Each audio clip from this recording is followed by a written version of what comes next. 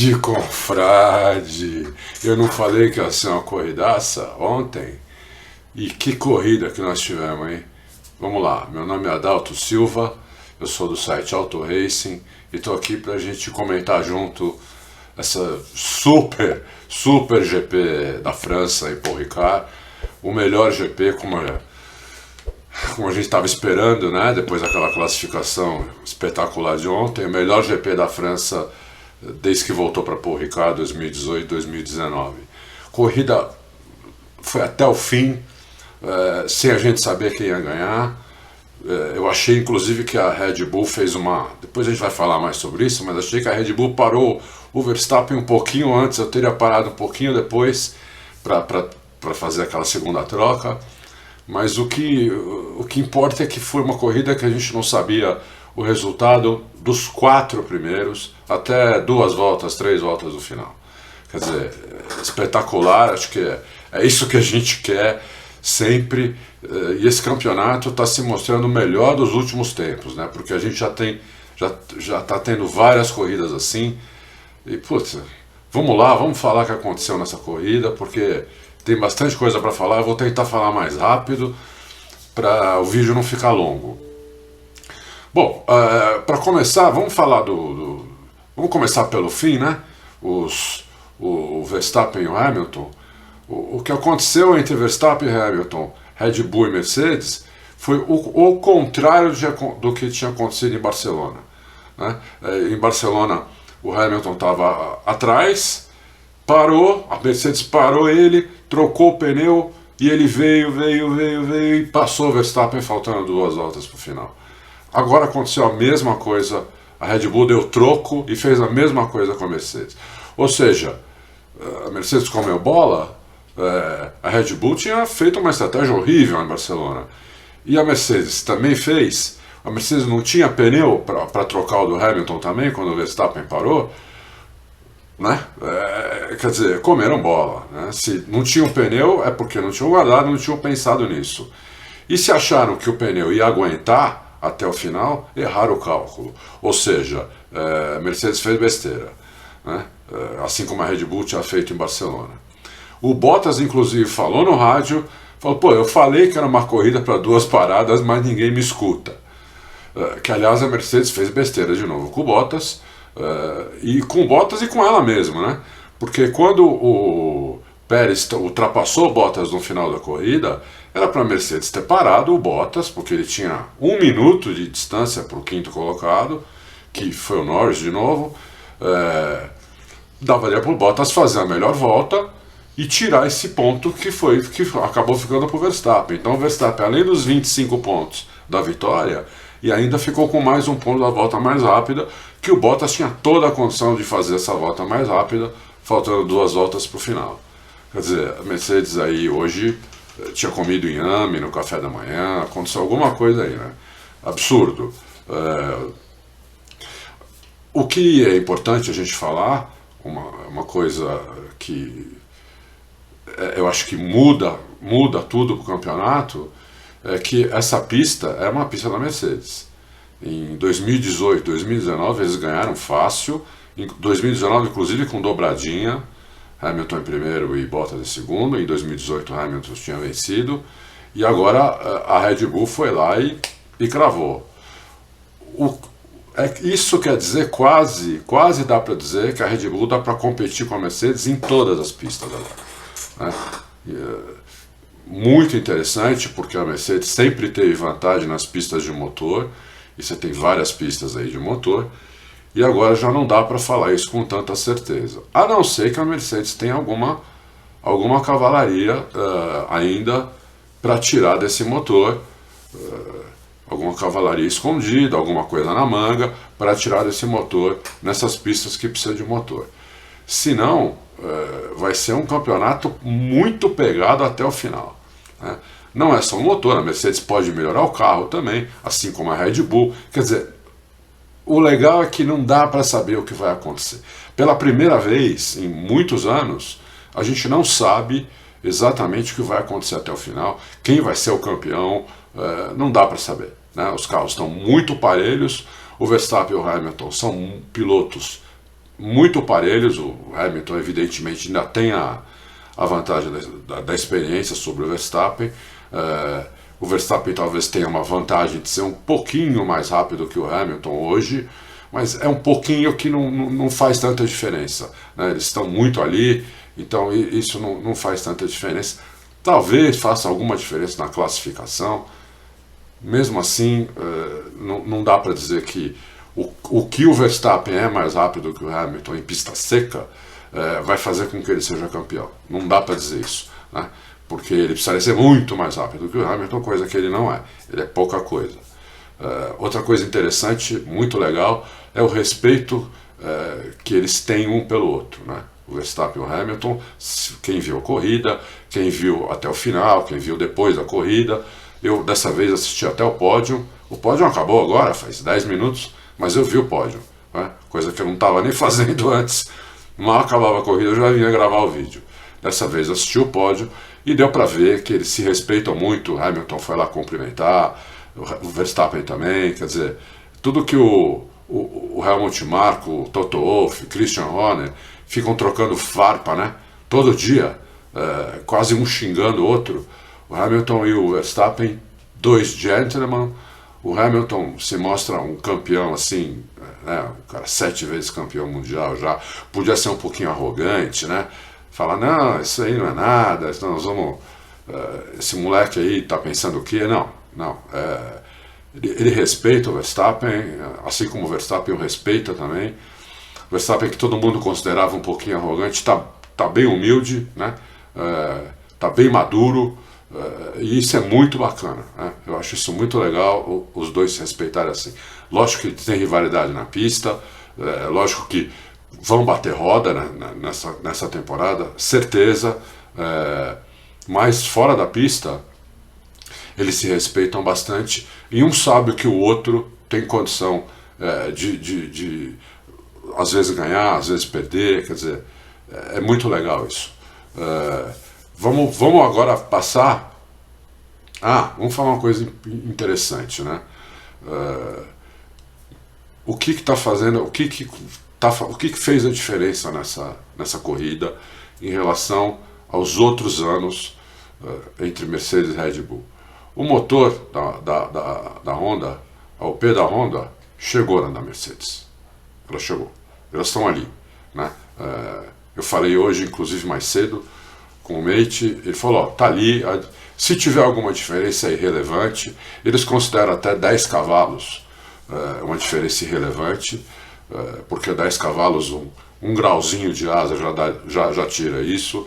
Quer dizer, então as UPs, os motores estão parelhos, coisa que nunca aconteceu desde 2014, a não ser em 2019, quando a Ferrari tinha aquela UP fora do regulamento, que era a melhor UP de todas, mas estava fora do regulamento. A Mercedes sempre teve o melhor motor, às vezes não muito melhor, né?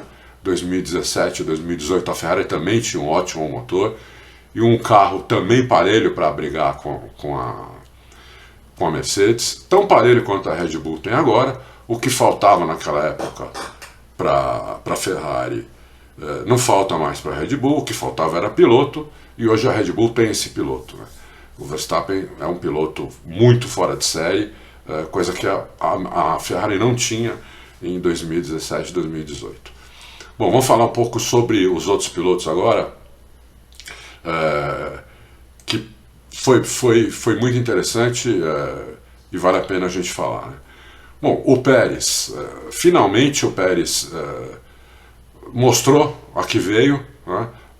Na primeira parte da corrida não estava bem, foi ficando, mas aí ele mesmo disse que o vento melhorou, o carro foi melhorando com o pneu um pouquinho mais desgastado, depois ele trocou os pneus, o carro melhorou bem e ele chegou na frente do Bottas, ele ganhou a disputa com o Bottas, né?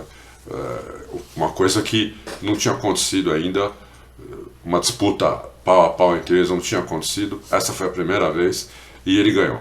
Tudo bem, ele tinha um pneu mais novo que o Bottas, o pneu dele, se não me engano, era 7 ou 8 voltas mais novo que o pneu do Bottas.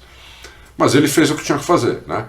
Ele tinha um pneu 7, 8 voltas mais novo, ele foi lá e passou o Bottas, né? Então, parabéns para o Pérez, melhor corrida, talvez tenha sido a melhor corrida do Pérez desde que ele desde que ele chegou na Red Bull. Bom, Adalto, mas ele não venceu lá em Baku? Venceu, mas lá teve circunstâncias para ele vencer, aqui não teve. Aqui foi desempenho puro. Então essa eu acho que foi a melhor corrida do Pérez. O Bottas não fez uma grande corrida, mas eu acho que ele foi prejudicado por uma estratégia que ele queria fazer, a Mercedes não fez. Quarto lugar. Depois o Norris, né, que a cada corrida se mostra um piloto também acima da média. Por isso que quando perguntam para mim dessa nova geração, aí sem contar o Verstappen, né, falam muito de Norris, Russell, Leclerc. Eu ainda sou mais o Norris, né? O Norris não tinha feito uma boa classificação, largou só em 9º lugar, se não me engano, não lembro agora que posição ele largou, mas não tinha feito uma boa classificação.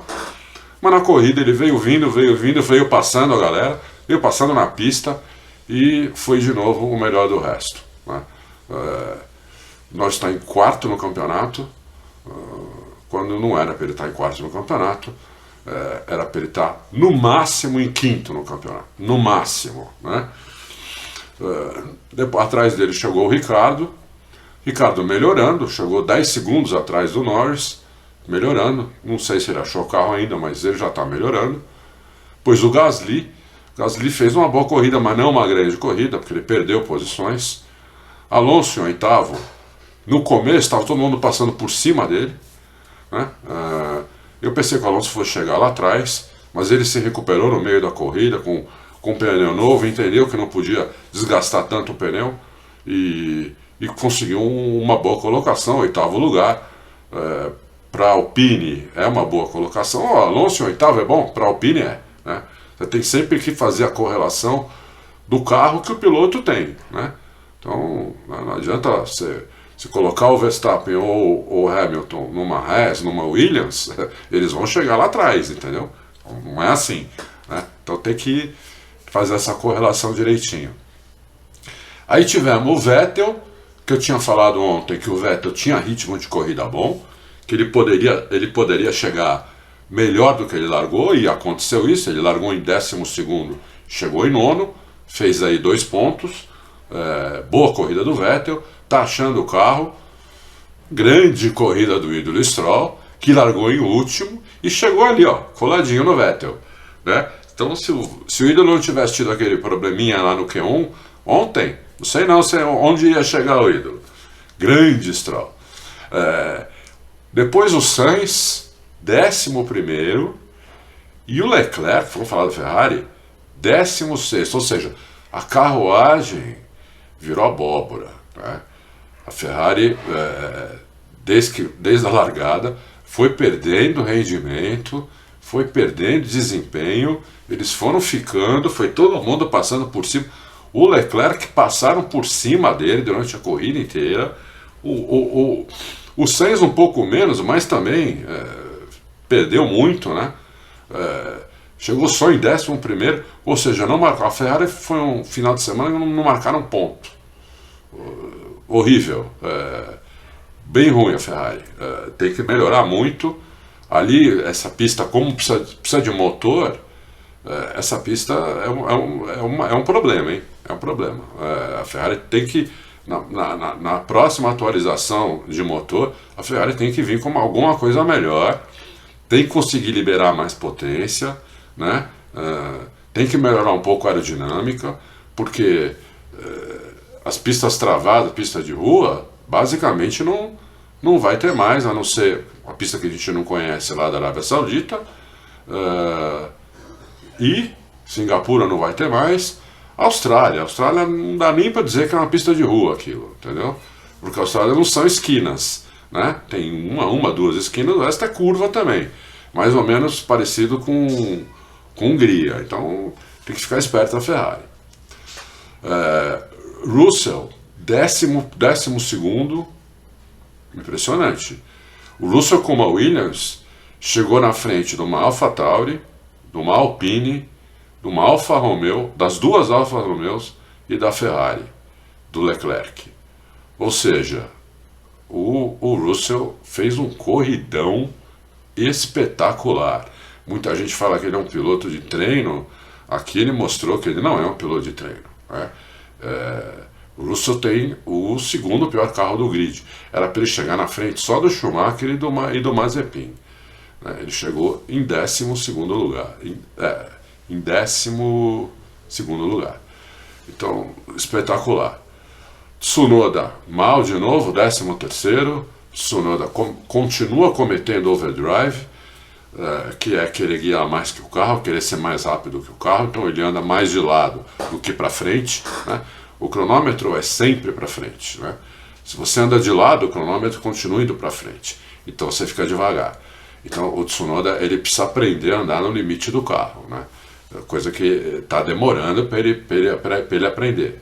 Tudo bem, está no primeiro ano ainda, mas aquela história de que ele era o melhor estreante em anos, né? Que até o Ross Brown falou isso na primeira corrida. Ross Brown é um dos caras que mais entende de Fórmula 1 no mundo. O Ross Brown, se perguntar isso para ele hoje, tenho certeza que ele vai falar: não, eu me enganei, não é não, porque o Tsunoda não está melhorando, ao contrário, está piorando. Bateu no treino ontem, está mal o Tsunoda. Tudo bem, largou lá atrás também, assim como o Idolo Stroll, né? E o Tsunoda tem mais carro que o Idolo Stroll e ficou bem atrás dele. Tomou volta, inclusive. Ocon também tomou volta, Giovinazzi, Leclerc, impressionante, Raikkonen tem mal também, 17º. Depois o Latifi, acertei, Latifi, não Lafitte. E depois Schumacher e Mazepin. Normal, os últimos costumam ser esses mesmos, os últimos 3 costumam ser esses mesmos, né? Na classificação de construtores, a Red Bull deu uma... Vamos falar primeiro da classificação dos pilotos? Vamos procurar aqui, classificação dos pilotos, vamos lá. Bom, agora o Verstappen está com 131 contra 119 do Hamilton. Não é muita diferença, é uma diferença aqui de 12 pontos. Não é muita diferença, mas poderia ser 11 se a Mercedes tivesse feito o Bottas fazer a melhor volta. De qualquer maneira, 12 pontos não é muita diferença. O campeonato está totalmente aberto, não dá para dizer quem vai ganhar. E vou falar outra coisa, foi uma grande corrida do Hamilton, tá? Porque deixaram ele muito tempo com aquele pneu duro, um pneu que não tem muito desempenho, e muitas voltas ele também se desgastou. Então foi uma grande corrida do Hamilton, né? Não dá para dizer. Assim como foi uma super corrida grande corrida do Verstappen, também foi uma grande corrida do Hamilton. Vamos falar um pouquinho aqui agora. Vamos continuar falando de como está, a classificação. O Pérez agora passou para terceiro, né, com 84 pontos. O Norris em quarto no campeonato, atrás, na frente do Bottas, na frente das duas Ferrari, na frente do Leclerc e do Sainz, na frente da AlphaTauri. Quer dizer, Norris realmente sensacional, cada vez melhor, moleque. Vamos falar agora um pouquinho da motor, né? Eu já tinha falado que a diferença é irrelevante, mas o que melhorou muito no motor da Honda foi a aceleração, né? Velocidade máxima, mais ou menos a mesma, 2 km de diferença, né? O Hamilton chegou a 300, o Hamilton e o Bottas, eles chegaram a 326, e o Verstappen e o Pérez chegaram a 328, ou seja, pouquíssima diferença. O que melhorou foi a aceleração da Honda, o torque, né? Saída de curva, estão muito bem, os dois. Então isso que ajudou, foi isso que a Honda melhorou mais, né? Foi na aceleração, no torque do carro, né?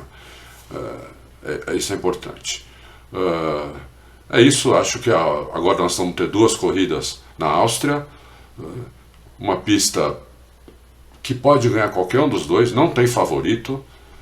Eu acho agora talvez que o Verstappen seja um tico favorito, que a corrida já é a semana que vem, é domingo que vem, quer dizer, tem pouco tempo para a Mercedes se mexer, a não ser que a Mercedes tenha aqueles cavalinhos na manga, né? Se não, a Mercedes tem pouco tempo para se mexer, o que significa que o Verstappen talvez seja um favorito. E são 2 corridas seguidas, domingo que vem e o outro domingo, né? Campeonato totalmente aberto, como o diabo gosta, espetacular. É isso aí, a gente se vê terça-feira no Loucos. Obrigado pelo retorno, se cuida, bom domingo e se cuida, tá? Um abração, tchau.